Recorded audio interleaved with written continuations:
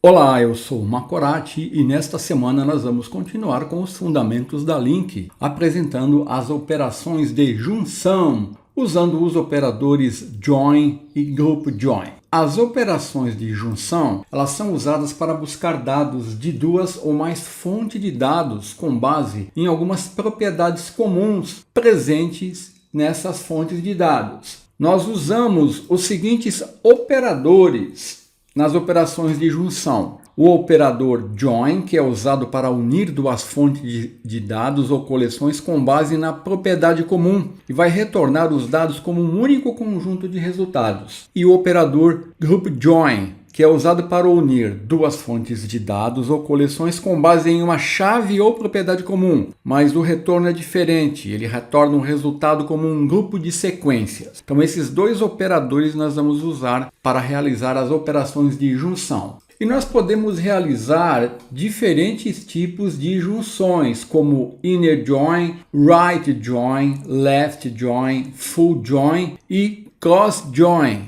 usando a Link. Então aqui eu vou mostrar algumas figuras que ilustram cada tipo de junção considerando duas fontes de dados ou duas tabelas e o respectivo tipo de associação envolvido em cada junção. Aqui eu tenho um exemplo do inner join, right join, left join e full join. E também aqui eu tenho o cross join.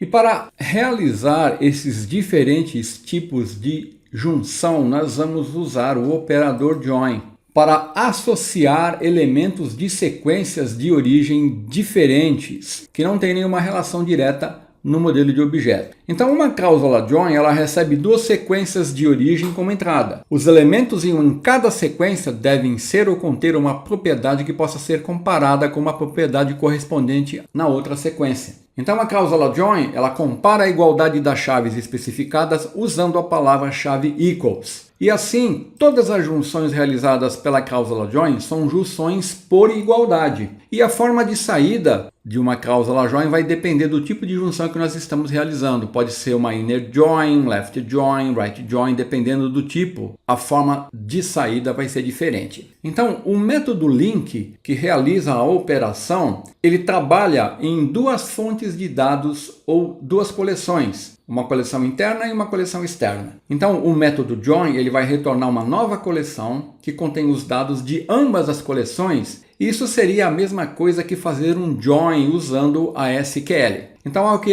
eu tenho duas sobrecargas, elas são praticamente idênticas. A diferença é que na segunda sobrecarga nós temos como parâmetro extra a interface equality comparer, que é usado como comparador. Cada um desses métodos ele utiliza os seguintes parâmetros. O parâmetro TOuter, que representa o tipo dos elementos da primeira sequência. TInner representa o tipo dos elementos da segunda sequência. TKey representa o tipo das chaves retornadas pelas funções do seletor de chaves. Eu tenho a outer key, que é a chave comum da fonte de dados da primeira sequência, e a inner key, que é a chave comum na fonte de dados da segunda sequência. E o tresult é o tipo dos elementos obtidos no resultado. Além disso, na segunda sobrecarga, nós temos o uso da interface equality comparer para hash e para comparar as chaves. Então nós vamos iniciar com a junção interna ou inner join. Então uma inner join ou junção interna, ela vai produzir um conjunto de resultados no qual cada elemento da primeira coleção aparece uma vez para cada elemento correspondente na segunda coleção.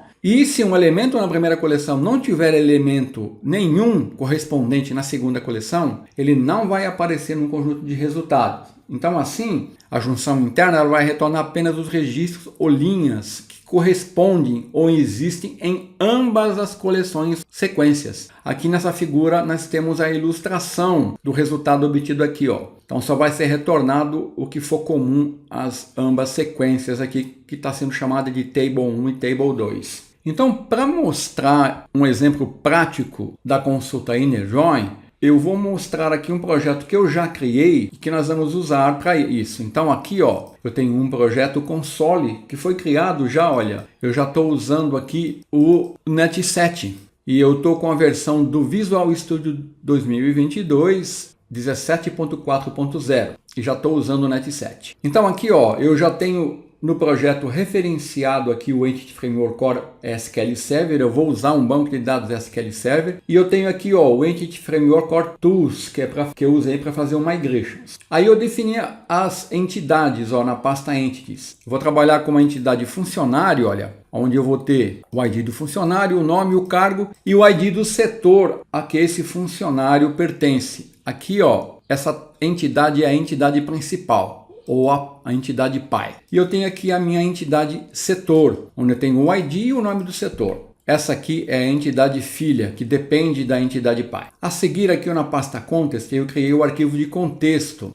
Esse arquivo é muito importante. Aqui eu defini o provedor, defini a string de conexão, onde eu vou criar um banco de dados que eu vou chamar de LinkDB. Importante aqui, definir o Trust Service Certificate igual a true. E aqui eu estou logando no console para a gente visualizar a consulta SQL gerada pelo Entity Framework Core. E a seguir eu estou mapeando aquelas entidades para as tabelas setores e funcionários. Eu vou mapear setor para setores, funcionário para funcionários. Aí, com isso, eu já apliquei o Migration, né? E gerei aqui o banco de dados e a tabela. Então, eu vou abrir aqui, o meu SQL Server Management Studio, o banco de dados LinkDB, a tabela funcionários, Ela tem 8 funcionários, o ID, o nome, o cargo e o setor. E a tabela setor, olha, eu tenho 4 setores. Então, eu vou trabalhar com essas 2 tabelas. Para mim popular aqui com os dados, eu usei aqui uma classe que eu chamei o seed database e um método estático populadb. Aqui eu estou incluindo alguns funcionários, setores, para a gente trabalhar, para ter dados para trabalhar. Então esses dados que eu estou mostrando aqui foram obtidos desse código aqui. Então aqui eu tenho as 2 tabelas que eu vou usar. Se você notou aqui, eu não defini um relacionamento entre as entidades aqui, porque eu vou usar os recursos do join para obter os dados relacionados. Então já fiz isso de propósito. E aqui, observe aqui, que eu tenho 2 funcionários que não possuem setor atribuído, né? A Hilda e o Jaime. Aqui o valor do setor é null.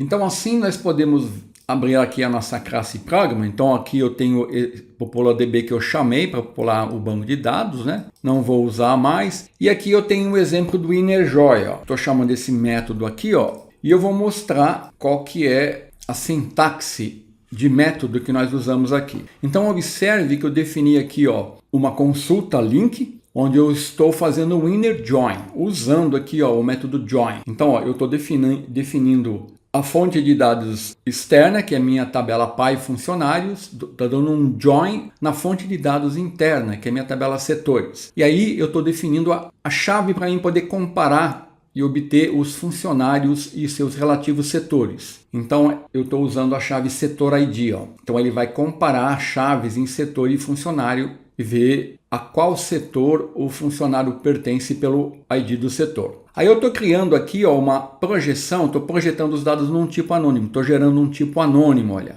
Então estou criando aqui 3 propriedades, nome funcionário, nome setor, cargo funcionário. E com o join obtido aqui, eu consigo obter o nome do funcionário, o nome do setor e o cargo do funcionário. E aqui esse toList, ele já executa essa consulta imediatamente. Eu poderia não usar o toList aqui e só executar essa consulta quando realmente eu fosse iterar sobre o InnerJoin aqui. Então vamos ver isso na prática. Então está aqui a consulta. Aqui eu vou comentar que essa aqui é a sintaxe de consulta. Então aqui, olha, eu vou obter um InnerJoin, aí depois eu vou percorrer do meu resultado InnerJoin. Observe que o resultado obtido aqui vai ser um tipo anônimo, né? Representado aqui por nome de funcionário, nome de setor, cargo funcionário. Vai ser uma lista de um tipo anônimo que ele vai gerar nessa projeção aqui. Aí eu vou iterar e vou obter aqui o nome do funcionário, o cargo do funcionário e o nome do setor para cada item em InnerJoin. Então eu estou chamando ele aqui, ele vai chamar esse método. Vamos executar e nós vamos ver aqui o resultado. Então tá aqui, eu vou expandir aqui para a gente visualizar, olha. Então observe que eu tenho aqui a consulta SQL gerada, olha aqui o InnerJoin gerado. Aqui o funcionário, o cargo e o setor. Então se você notou aqui, você vai perceber que os funcionários que não possuem um setor definido não foram computados. Então a Hilda e o Jaime não aparecem aqui. Se a gente retornar aqui, ó, a Hilda e o Jaime, o ID do setor deles é null. Então aqui, ó, eles não aparecem, porque o inner join ele só vai retornar os elementos comuns nas duas fontes de dados através da chave que foi definida, que é o setor ID. E aqui eu tenho a consulta SQL gerada pelo Entity Framework Coral. Ele dá um inner join, setores, usando a chave setor ID. Então essa seria a sintaxe de método. A sintaxe de consulta é até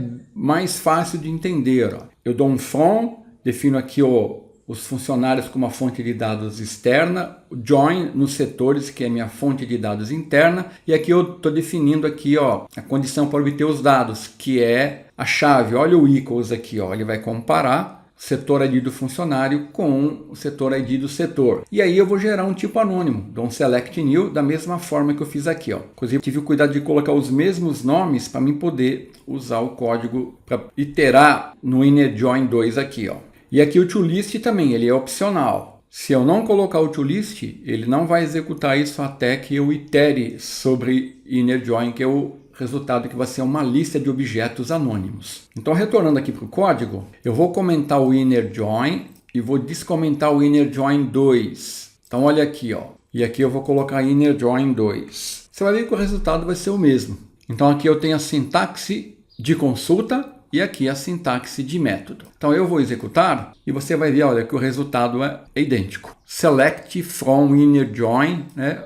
Funcionário, cargo, setor. Da mesma forma, somente os funcionários que possuem um setor são listados no resultados, porque é um inner join. Então agora eu vou continuar e vou apresentar o left join. Então um left join ou junção à esquerda é uma junção na qual cada item da primeira fonte de dados será retornado independentemente de ter ou não dados relacionados presentes na segunda fonte de dados. Muito importante essa diferença. Então um left join ele retorna todos os registros da tabela ou fonte de dados à esquerda e os registros correspondentes da tabela ou fonte de dados à direita. Se não houver colunas correspondentes na tabela correta, ele vai retornar o valor null. Então, para mim realizar um left join aqui na link, eu tenho que usar dois recursos extras aqui, a palavra-chave into e o método defaultIfEmpty. E aqui eu tenho uma figura que ilustra o left join. Ó. Ele vai retornar todos os itens da primeira fonte de dados e os